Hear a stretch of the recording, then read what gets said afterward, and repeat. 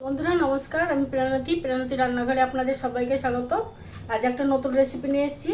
এই যে কচুর পাতা, এই কচুর পাতা দিয়ে কচুর শাক, মাছ দিয়ে তো অনেক রকম রেসিপি করে আপনারা খেয়েছেন। একবার এরকম করে আমার মতো রেসিপি করে খেয়ে দেখেন, খুব ভালো লাগবে। ভিডিওটা সম্পূর্ণ দেখতে থাকবেন কী করে বানাই। কচুর পাতাগুলো এনে আমি ধুইয়ে পরিষ্কার করে এভাবে ডান্ডিগুলো মোটা মোটা কেটে নিয়েছি। এবার একটা আমি ব্যাটার বানিয়ে নেব।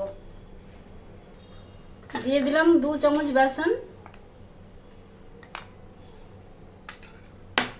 সারে বেসিক মশলা, ধনে জিরে গুঁড়ো, তারপরে হলুদ গুঁড়ো, লঙ্কার গুঁড়ো আর একটু তিল, চাট মশলা সব দিয়ে দিলাম। দিয়ে দিলাম স্বাদ মতো লবণ। দিয়ে দিলাম 1 চামচ চালের গুঁড়ো। দিয়ে দিলাম লেবুর রস। লেবুর রসটা দিতেই হবে, কেননা কচুর পাতা। দিয়ে দিলাম 1 চামচ আদা আর কাঁচা লঙ্কা বাটা। এটা দিয়ে আমি একটা ব্যাটার বানিয়ে নেব, ঘন করে ব্যাটার বানাবো। ব্যাটারটা হয়ে গেছে। এবার আমি এরকম করে লাগিয়ে নেব। এটা মহারাষ্ট্রের খাবার, জনপ্রিয় পাত্রা। এভাবে মাখিয়ে নেব।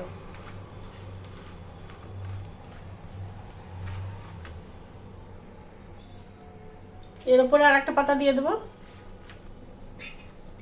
দিয়ে এটাকেও এরকম করে মাখিয়ে নেব। আমার সমস্ত পাতাগুলো লাগানো হয়ে গেছে। এবারে এভাবে মুড়িয়ে নেব।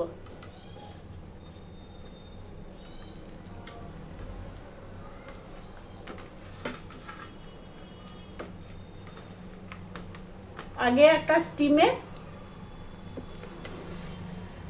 আমি তেল স্প্রে করে তেল লাগিয়ে দিয়ে এটা স্টিমে বসিয়ে দিয়েছিলাম, জালি পাত্র। এটার উপরে দিয়ে দিলাম, দিয়ে এটা ভাপে সেদ্ধ করে নেব। একটা থালা দিয়ে ঢেকে দেবো।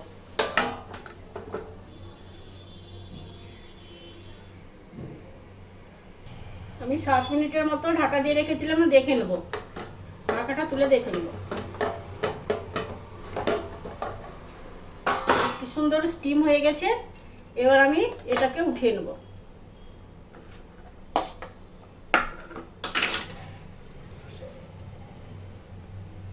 উঠিয়ে নিয়ে আমি এরকম পিস পিস করে নেব।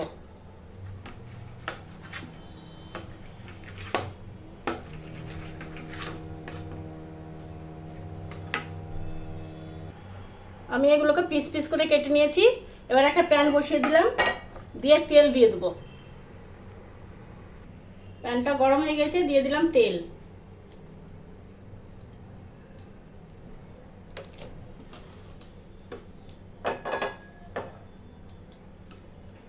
এগুলোকে ভেজে নেব।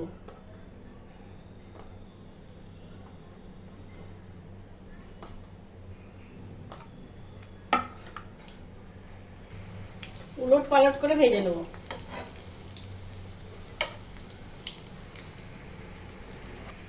আমার হয়ে গেছে পাত্রা, আমি এবার উঠিয়ে নেব।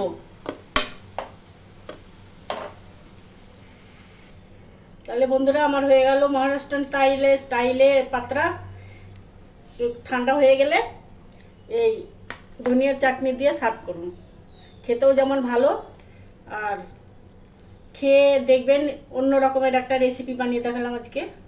সচরাচর আমরা করি না এরকম। আপনারা একবার হলেও করে দেখবেন, খেতে কিন্তু খুব ভালো লাগে।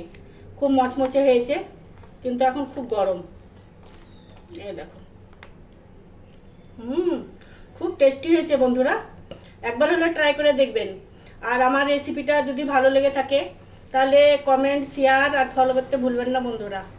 ভালো থাকবেন, সুস্থ থাকবেন। নমস্কার।